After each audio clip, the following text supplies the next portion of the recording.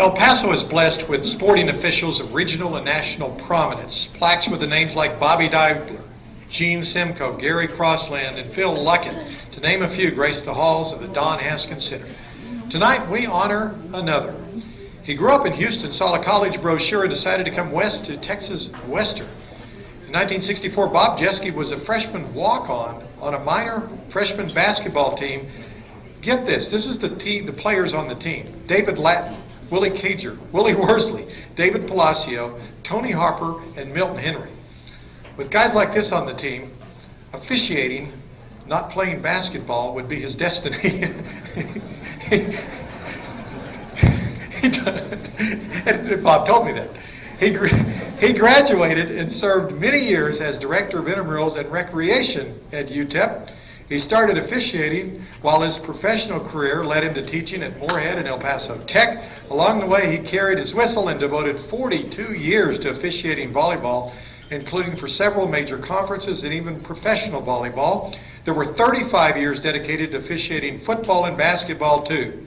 He's been the UTEP official basketball scorekeeper for many years, and just a few days ago, he was sworn in on the El Paso School District Board, and he'll clean up that district just like he's made sure athletes and coaches play by the rules in many sports through the years. Nominated by Big 12 official Gene Simcoe, who was inspired by this man, let's all welcome Bob Jeske into the El Paso Athletic Hall of Fame.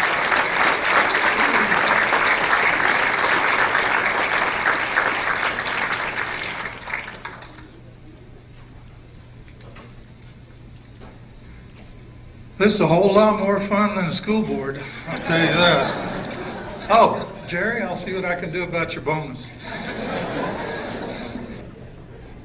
Kevin said, I know you've been officiating for 40 years, but you've got 5 minutes. So I've been sitting over here. I got a special signal for him if he says stop. No.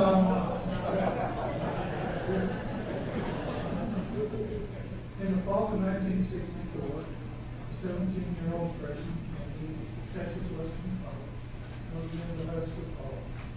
He and his roommate one day were playing in a pickup game in the Memorial Gym. My wife was sitting there. He said, y'all want to play in my freshman team? And we looked at each other and said, sure. So I walked in the dressing room, and there's David Lattin. That is really hard for me to say because it's David Lattin as far as I'm concerned. I graduated from high school in Houston, or he graduated from high school in Houston, and we knew each other. And I walked in the dressing room and I said, what are you doing here? And he said, what are you doing here? Just got lucky. And then one day, after basketball season was over, Bob Berryhill, he was eating lunch at dorm, and he said, do you play baseball? I said, sure. I said, why don't you play baseball? I said, okay, so I went out and made the baseball team. So I got to play for Coach Haskins and Coach Cohen. Okay. I graduated, got a job as the director of intramurals, spent 16 years there. And the highlight of my 16 years as the director of intramurals, now wait, you're not going to believe this. I saw Wayne Thornton speechless. I know that's hard to believe, but it's true. I'll let him tell you when he asks you. I started teaching my officials how to officiate, and Ben Collins walked in one day and said, why don't you come and join the Football Association? And I did. And Ben Collins and Dotson Lewis became my mentors. Dotson taught me how to read the rules, and Ben taught me how to apply the rules. Two fantastic human beings. And football, it gave me the greatest pleasure that I had in officiating. I got to officiate the NCAA Division III national semifinal game at Sul Ross. Sul Ross never ran the ball, and the team they played, William Jewell out of Missouri, never passed the ball. Triple overtime game. 3 penalties total during the entire game. A person who is in the El Paso Athletic Hall of Fame, Phil Luckett, I believe I'm right about this, has worked 2 Super Bowls. 3 years ago, he told me that's still the best football game he's ever worked. It was a very special occasion. Started out in basketball, and 2 Bobbies, Bobby Dibler and Bobby Leslie, influenced me greatly. Let me tell you about Bobby Dibler. First time I met him, freshman basketball, Bobby comes up and he says, "Freshman, here's what we do here. Coach Haskins doesn't like guards to shoot." I said, "Okay." He said, "If I get the chance to shoot, you let me shoot, and I'll let you shoot." And I said, "Okay." So we get there out there on the floor, and I'm guarding Bobby, and he brings the ball down, and they pass the ball around for about 118 passes. And he gets a chance to shoot, and I back off, and he shoots. He said, "Thank you." We go down the other end. We pass the ball around about 118 times. I get a chance to shoot. He blocks my shot. He looks at me and he says, "Stupid freshman." That was my introduction to Bobby Dibler. When I started officiating, Bobby says, "Read the rule changes and use your instincts." Bobby Leslie said, "Jesky, if you quit worrying about 3 seconds and traveling and concentrate on the rest of the game, you might become a pretty good official." So I took those 2 people to heart. Then I started officiating volleyball. High school I started, got into college. My first college game was at Sul Ross. I don't know whether you realize this. I don't even know whether Mr. Sanchez knows this. Sul Ross won the first 2 intercollegiate women's volleyball championships in the United States. Mary Jo Pepler was the player down there. They were 70-0 at one time. They played pretty good volleyball down there. I got into 5 other conferences, and then I got into the old International Volleyball Association. The El Paso Juarez Soul was the most fun I ever had officiating. And it's the only time in my entire career I ever wanted to change a call because of what a player did to me. Toward the end of the IVA, Wilt Chamberlain bought one of the teams so he could play because he wasn't good enough. He was a good volleyball player, but he couldn't play in that league. And they came over and played El Paso, and he's standing next to me, and I called a net violation on him. He walked over and he says, "I don't think I hit the net." And I said, "You could be right." "I'll change that call if you want me to." And he said, "No, I'm just messing with you." But I would have changed that call, I guarantee you. Those 3 sports, basketball and football, I officiated for 35 years, and volleyball I officiated for 42. And somebody asked me the other day, "What's the funniest thing that ever happened to you?" That's hard to do, but here goes. Western New Mexico is playing Sul Ross at Western New Mexico. In the first quarter, Western New Mexico scores 7-0. In the second quarter, Sul Ross scores. It's supposed to be 7-0 on the scoreboard. The clock operator makes a mistake, puts up 9-7. So I'm going back to my position. This man Mountain looks down on me and says, "Hey, ref, the score's wrong." I said, "Where are we playing?" He looked around, he said, "This is Western New Mexico." I said, "Yeah." I said, "You go to Sul Ross, they'll give you 3 points too." And he looked down at me and he says, "All right." And the head coach is standing there and he looked at me and he said, "He's not pre-med." Not pre-med.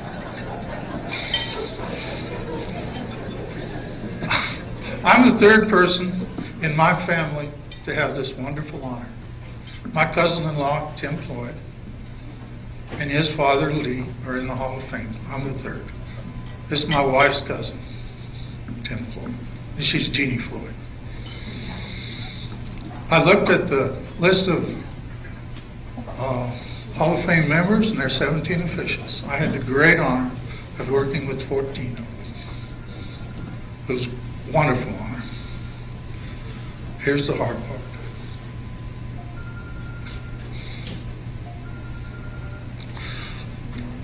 I would not be standing here without this lady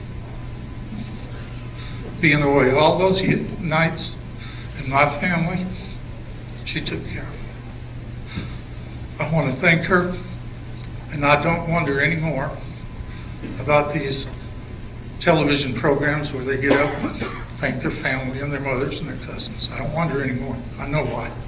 It's because of her and my family. Thank you for this wonderful honor.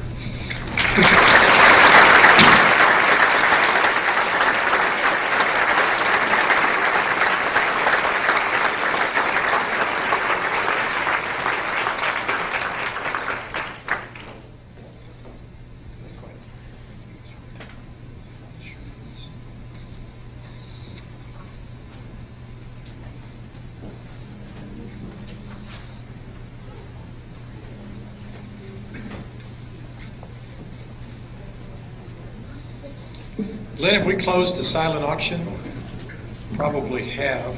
I don't know if we have it. If we haven't, run back there and see if you can possibly get in. But we've got one inductee remaining. It's in the Media Supporter of Athletics category. He's one of the great sports photographers in El Paso history. For more than 40 years, he was the UTEP Athletic Department's photographer. He shot Bob Beeman, Tiny Archibald, Tim Hardaway, and the iconic 1985 photo of Don Haskins, naturally posing as the bear. This man took that legendary photo of the legendary coach. He's been to every Sun Bowl and shot film and photos since 1967. He shot Lee Trevino and Tiger Woods and Randy Johnson and people in El Paso events too numerous to mention. He arrived in El Paso with his family as a young boy. His family and education took him overseas and to the Midwest, but he always found his way back home to El Paso. Ironically, of all the photography he's done, he's discovered his greatest joy was taking photos of events surrounding and including the Indy 500.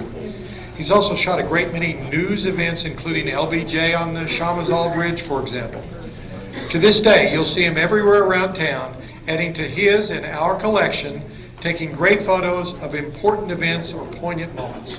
His election into the El Paso Athletic Hall of Fame is long overdue, nominated by fellow Hall of Fame photographer Ruben Ramirez. Ladies and gentlemen, in the media category, let's welcome Brian Kanoff into the El Paso Athletic Hall of Fame.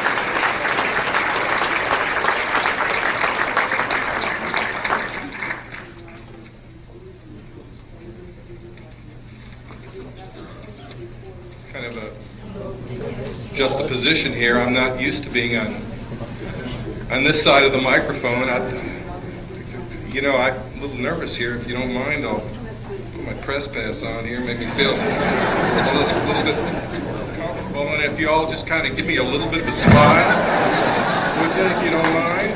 Would you? Thank you. Thank you very much. No, come on now. Thank you. All right, thanks. Okay, that makes me feel a lot better. I don't know about y'all. I won't keep you for the whole 5 minutes, I promise. Well, I've broken promises before. I was looking at this thing, and I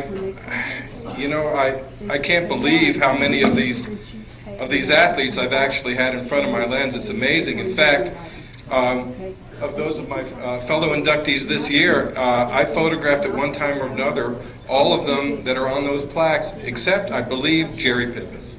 I missed out on that, but whether in action or doing something else, and the photograph on my plaque is a self-portrait, so that pretty much covers that.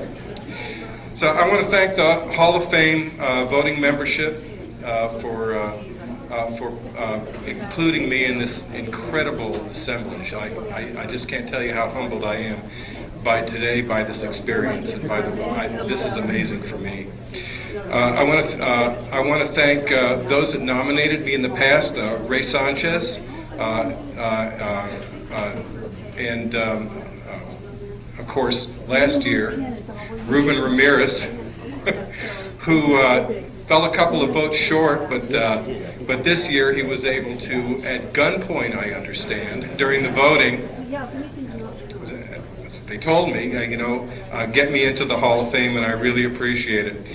And I'd like to introduce my family, if I could, and acknowledge them, because as a photojournalist, you are working during most of the holidays when the family is getting together.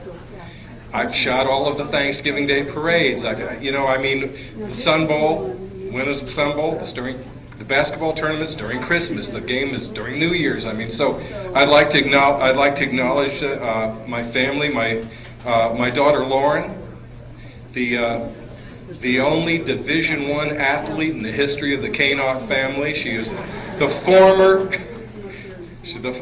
captain of the equestrian team at New Mexico State. She's still the goods on a horse, let me tell you. And she's here with her boyfriend, newly minted Sergeant Eric Covington of White Sands. In fact, Eric, if you could stand, everybody here that's a military veteran of any kind, would you stand and be recognized, please? I really appreciate it, and I'd like to. We're a community. Thank you. Thank you very much.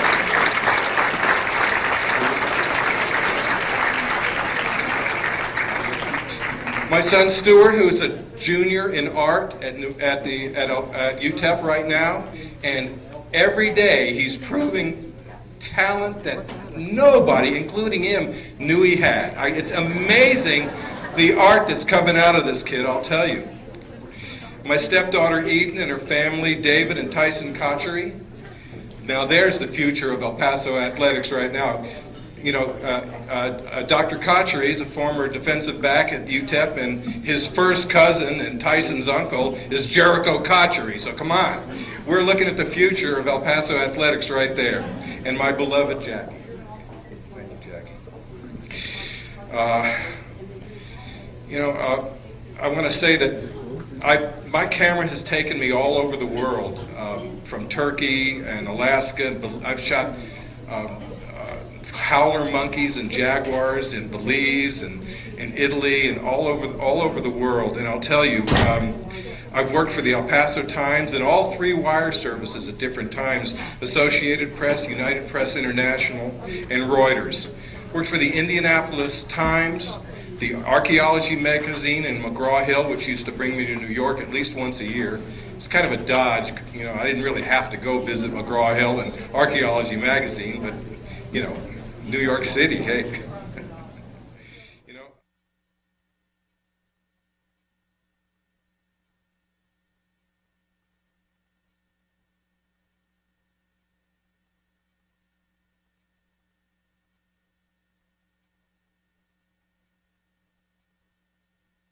Years. I was a freshman at UTEP in 1967 and walked into Eddie Mullen's office, and I asked him if he needed a photographer, and back then Larry Colvin was doing all those, post shots that you saw back in the press guides back in the day.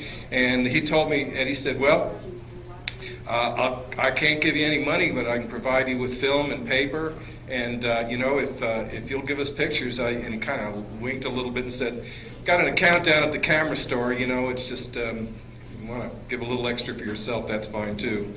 But, so I was the UTEP photographer for 35 or 40 years, and that was the UTEP went to the Sun Bowl that year in '67, so that's how I started shooting for the Sun Bowl, and it was as a minor. I turned down jobs for several significant organizations. The most significant is the Smithsonian. The Smithsonian, for a photographer, the Smithsonian is second only to National Geographic in prestige. And I told them, they loved my portfolio, and I said, no. University of Oregon asked me if I would be their official photographer for athletics, and I turned them down. And most recently, Firebird Raceway in Phoenix, because I have a deep love for racing photography. The reason I'm mentioning this is because I decided to stay here. And I'm not the only guy with the kind of with opportunity elsewhere on a different level that's decided to stick it out and stay in El Paso, the town that we love so much. Anybody that Steve Kaplowitz, who hosts our the sports talk every day. I mean, you listen to Mike and Mike in the morning. Steve Kaplowitz can stand with anybody in that genre on the radio. Anybody nationwide. Fred Albers, he does golf, but he's decided to stay in El Paso. You don't think he could be anchoring Sports Center at night? I mean, think about it. These are people of talent. John Teicher. John Teicher came from UCLA. If he'd have stayed in California, I guarantee next year when Vin Scully retires, he would be the play-by-play man for the Dodgers. That's how good John Teicher is. And John Teicher is still in El Paso and fell in love with an El Paso girl, and he's still here. And that's, and I have a story to tell you about that, a personal experience, and give you a little bit of an insight into why. When I was shooting for the minors, I traveled with basketball teams and with the football teams. I remember once, wasn't that long ago, 7-8 years ago in Birmingham, Alabama, I forgot to pack my toothpaste, and I went to a Walgreens, and there were two people standing in front of me. The gentleman at the checkout was paying for his little whatever toothpaste or whatever it was, and the woman at the cash register greeted him and said, "Well, hi, honey, did you get everything that you need? I hope you get," she carried on an upbeat conversation. Now, the person between he and I was an African American woman. And she stood there, and when she got to the counter, the checkout lady just kind of looked down at her money and said, "Thank you very much, have a nice day." Then she came to me and it was, "Hi, honey, how are you?" And I got the slap in the face of the culture, the fact that here in El Paso, we don't care who we are or who anybody is. There is such a lack of overt racism and bigotry and prejudice in this town that's the secret that we have. And don't tell anybody. But look at it. And the reason is we're 250 to 300 miles from anywhere else.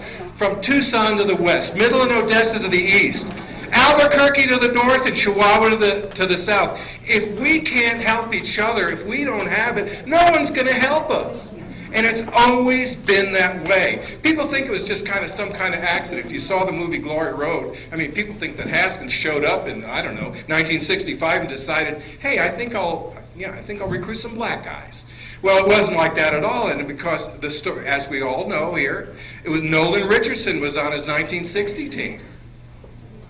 And thinking about Nolan Richardson, I mean, who doesn't know the story about Nolan? Well, maybe the young kids don't in the room, about Nolan Richardson and the mayor of El Paso, Burt Williams. Fast pitch softball was huge in El Paso back in the day. And Burt Williams had a softball team, and after a Saturday game, he took everybody to the Oasis Drive-In. And they would not see Nolan Richardson. And following week, Burt Williams goes into the city council, and he says we're going to. I propose that we end formal discrimination and prejudice in the city of El Paso. Everybody should be able to go eat where they want to eat, and everybody should be able to dance where they want to dance, and that's it. Show of hands. And that was it. 1960, it was over in El Paso. We're not talking about 1965, 66, or 67. We're talking about 1960. And that's why I'm so passionate about staying in El Paso when I've had other opportunities. Look at the west side of town. We've got the Greek Orthodox Church next to the mosque, and they're both sandwiched between Temple Mount Sinai and Congregation B'nai Zion. See any graffiti on any of those buildings? See any protesters? See any problems? The reason that I'm mentioning this is because of what's happened in Baltimore. Our community is different, and our community is to be cherished. And our community is a very, very special one. Very special indeed.